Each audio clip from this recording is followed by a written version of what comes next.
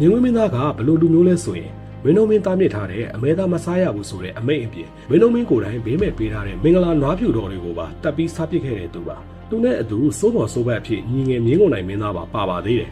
ဒါဟာတာမန်စည်းကမ်းဖောက်တာမဟုတ်တော့ပါဘူးဘင်းရဲ့အာဏာကိုဒဲစင်ခေါ်လိုက်တာပါမင်းတို့မင်းကဒီလိုရဲ့အတွက်သူ့သားတွေကိုဆုံးမဖို့ကနောင်မင်းသားထက်အပ်လိုက်ပါတယ်မင်းမိတ်ကိုဖီဆန်တဲ့အတွက်တေတံထိပေးလို့ရပေမဲ့ကနောင်မင်းသားကသူ့တွေကိုချစ်လို့မပေးခဲ့ပါဘူးအချုပ်ထဲမှာပဲထည့်ထားခဲ့ပါတယ်ဒါပေမဲ့မင်းသားတွေကကျေးဇူးမတင်ခဲ့ပါဘူးမြင်းဝင်းမင်းသားရဲ့စိတ်ထဲမှာတော့အဲ့ဒီနေ့ကစပြီးကနောင်မင်းသားပေါ်အညှို့အသေးဟာပို့ပြီးတော့နှက်ဆိုင်သွားခဲ့ပါတယ်မြင်းဝင်းမင်းသားကစိတ်ထဲကမကျေနပ်မှုတွေကိုဖုံးကွယ်မထားနိုင်တော့တဲ့အခြေအနေအထိရောက်သွားခဲ့ပါပြီတခါတည်းရန်သူ့အနီးကလူတွေကိုတနေ့နန်းတော်ကိုငါသိမ်းပြမယ်လို့တော့ပြောလို့ရှိပါတယ်အစာပိုင်းမှာတော့လူအများစုကဒါကိုစိတ်ဆိုးပြီးပြောတဲ့စကားလို့ထင်ခဲ့ကြပါတယ်ဒါပေမဲ့မြင်းဝင်းမင်းသားကတော့တကယ်ကိုကြံစီနေခဲ့တာပါသူ့ရဲ့အနီးဆုံးမဟာမိတ်ကတော့ညီတော်မြင်းကုန်နိုင်မင်းသားပါညီကိုနှစ်ယောက်ကတဖြည်းဖြည်းနဲ့ဖိနှံကိုအင်အားသုံးပြီးပုံကန်ယူဖို့အထိဆုံးဖြတ်ချက်ချခဲ့ပါတယ်မင်းတို့မင်းအသက်ရှင်နေသူတွေကနောင်မင်းသားကြီးအသက်ရှင်နေသူတွေသူတို့မှာအခွင့်အရေးမရှိဘူးဆိုတာကိုလည်းသိပါတယ်ဒါကြောင့်သူတို့လမ်းကြောင်းမှာရှိနေတဲ့လူတွေကိုဖယ်ရှားရပါတော့မယ်ကနောင်မင်းသားကိုတက်ပြီးနန်းတွင်းပုံကန်မဲ့ရက်ကိုရွေးတဲ့အခါမှာလည်းအခါတော်ဘေးဆရာကြီးစလိဥပုံများကိုပုံကန်ရင်အောင်မြင်မဲ့နေတဲ့အချိန်ကိုအသေးချက်တွက်ချက်ခိုင်းခဲ့ပါတယ်